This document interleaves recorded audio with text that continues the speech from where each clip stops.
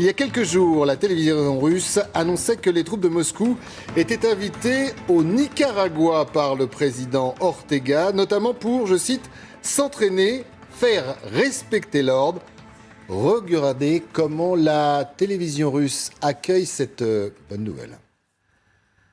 Но и самой неприятной для США вишенкой на этом La cerise la plus déplaisante sur le gâteau démocratique des États-Unis a été l'annonce sensationnelle du président du Nicaragua, Daniel Ortega. Il a permis aux troupes, aux navires et aux avions russes d'entrer au Nicaragua. Les troupes russes auront le droit d'y entrer au second semestre 2022, bien sûr uniquement à des fins humanitaires. Согласно его предложению, уже начиная со второй половины 2022 года. Mais que voulez-vous, si les systèmes de missiles américains peuvent presque atteindre Moscou depuis le territoire ukrainien, il est temps pour la Russie de déployer quelque chose de puissant, plus près d'une ville américaine.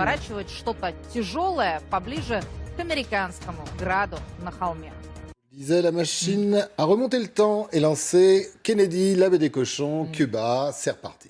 Mais c'était une idée dès le début des Russes. Souvenez-vous, ils avaient contacté les régimes de gauche, entre guillemets de gauche, de la région Venezuela, Cuba et Nicaragua, précisément, au début de la crise. Et puis surtout, ils avaient utilisé l'argument de la proximité géographique en disant « nous, l'OTAN se rapproche de nos frontières, à nous la Russie. Imaginez la même chose si justement, nous les Russes, on arrivait au Nicaragua, à Cuba et au Venezuela » aux portes des États-Unis. Donc vous, les Américains, évidemment, vous seriez aussi furieux que nous. Et comme on a envahi l'Ukraine, sûrement vous lanceriez une opération militaire pour repousser les troupes russes. Donc c'était dès le début que les Russes avaient cette idée en tête, d'essayer de faire un copier-coller de la situation OTAN-Ukraine avec armée russe, Nicaragua, Cuba et Venezuela. Et donc Daniel Ortega, qui est au pouvoir presque sans discontinuer, le président nicaraguayen depuis 1979 et qui depuis toujours est quand même assez proche des Russes, pour utiliser un euphémisme, évidemment a mis en musique cette idée des Russes pour faire encore monter la pression dans cette crise. Voyons ce qu'en pense Ulrich Bouna, analyste géopolitique, spécialiste de l'Europe centrale. Pourquoi est-ce que Daniel Ortega fait ça? Qu'est-ce qu'il obtient en échange? Alors déjà, le timing est quand même très important dans le sens où, comme par hasard, cette annonce est intervenue pile au moment du sommet de Los Angeles, donc sommet des Amériques de Los Angeles, qui était donc piloté par les Américains, duquel sommet donc Daniel Ortega était exclu suite à sa dérive dictatoriale et notamment aux élections du mois de novembre dernier. Donc c'est une façon déjà pour Daniel Ortega effectivement de montrer que qu'il se moque un petit peu des États-Unis, et après, lui, ce que Daniel Ortega a gagné, mais un petit peu comme l'ensemble des régimes mis à l'index qui sont soutenus par la Russie, que ce soit en Syrie, en République centrafricaine ou au Mali, c'est de la stabilité, en fait, en grosso modo, et obtenir finalement un partenaire sécuritaire comme l'armée russe ou les milices Wagner dans d'autres pays, mais finalement qui lui apporte une sorte de garde prétorienne qui assure sa sécurité à long terme.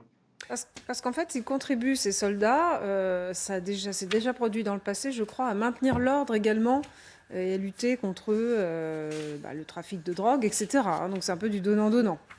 Tout à fait. Alors, effectivement, donc c'est effectivement au sein de leurs prérogatives. Donc, il y en a 3 suite aux accords qui ont été signés récemment. Donc, formation, effectivement, maintien de l'ordre et secours humanitaire en cas d'urgence.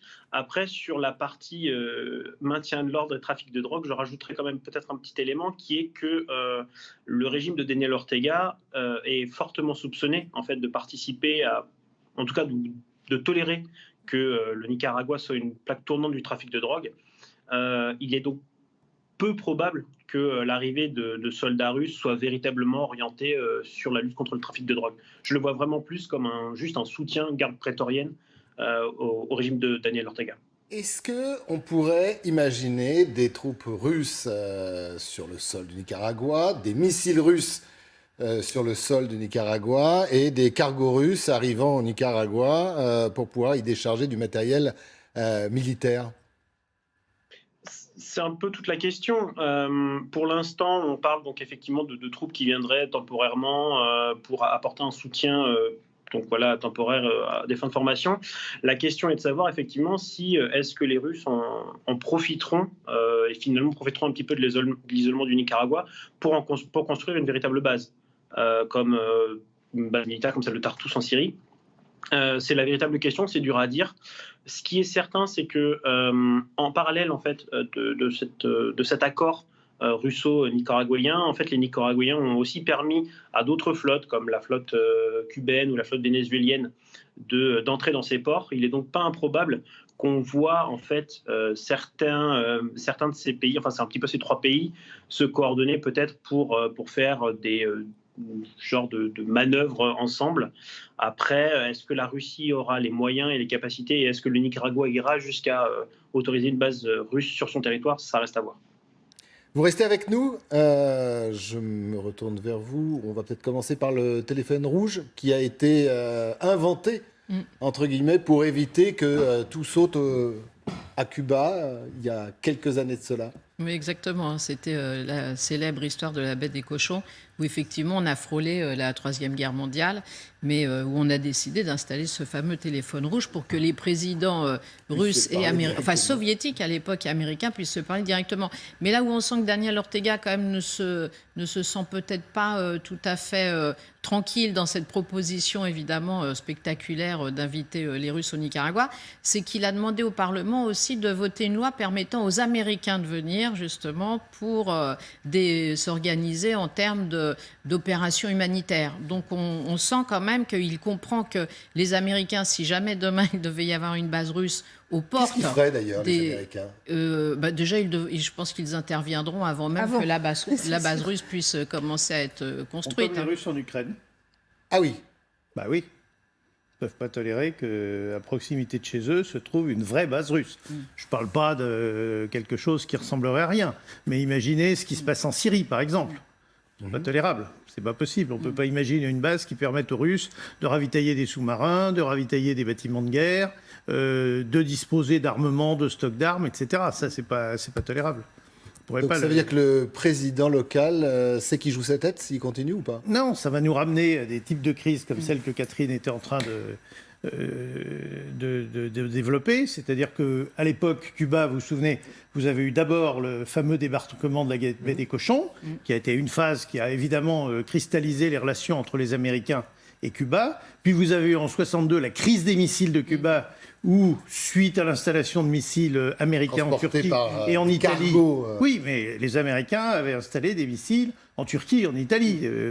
Et donc les Russes ont décidé d'en installer à Cuba avec l'accord des Cubains, qui évidemment était très favorable, puisqu'ils étaient en friction très forte avec Kennedy et avec le gouvernement américain de l'époque. Et à ce moment-là, il y a eu cette crise très violente, et qui sans doute est celle qui nous a ramené le plus près d'une guerre nucléaire dans le monde, au cours de laquelle Khrouchtchev et Kennedy ont fini par s'accorder, par inventer le téléphone rouge, et on a fait redescendre la pression. Les Américains ont enlevé leurs missiles de Turquie, les Russes ont enlevé les morceaux, puisqu'ils n'avaient pas encore assemblé de missiles qu'ils avaient prévu d'installer à Cuba, et la pression est retombée. On est revenu à une pression un peu de ce type-là, si vous vous souvenez, entre l'Allemagne de l'Est et l'Allemagne de l'Ouest, lorsque les Russes ont installé les missiles SS-20. Ça a été une crise énorme, début des années 80. Les Américains ont décidé d'installer des missiles Pershing, en contrepartie, en Allemagne de l'Ouest. À l'époque, on ne savait pas très bien quelle allait être la position de la France, puisque en 81, François Mitterrand était devenu président de la République. Il avait des ministres communistes dans son gouvernement. On ne savait pas si la France était plutôt pro-soviétique, enfin soviétique ou pro-OTAN. Et à ce moment-là, Mitterrand est allé à Berlin. Il a dit les missiles sont à l'Est, les pacifistes sont à l'Ouest. Comme les pacifistes manifestaient sans arrêt contre l'installation des missiles Pershing américains, les Russes, finalement, ont reculé. Ils ont compris que les Français n'étaient pas avec eux, que la France, c'est quand même un des 5 pays qui a le droit de veto au Conseil de sécurité de l'ONU. C'est quand même une puissance nucléaire. Et donc, les Russes ont reculé. Ça a été la deuxième grande crise nucléaire.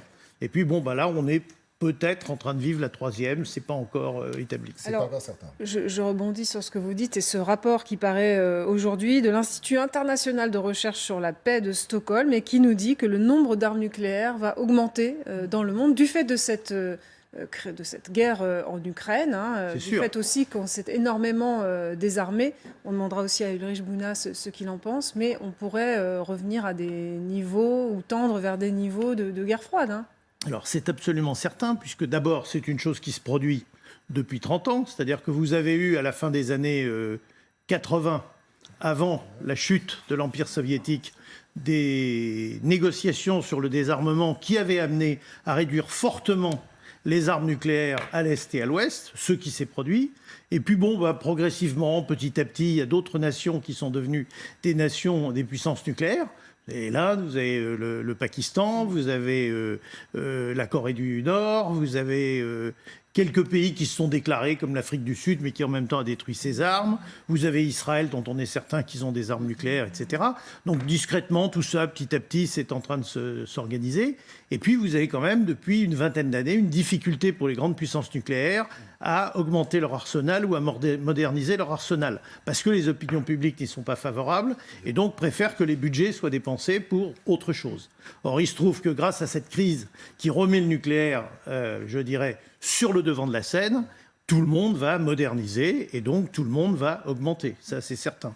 Merci beaucoup. Merci Ulrich Bouna d'avoir été avec nous. On espère vous retrouver.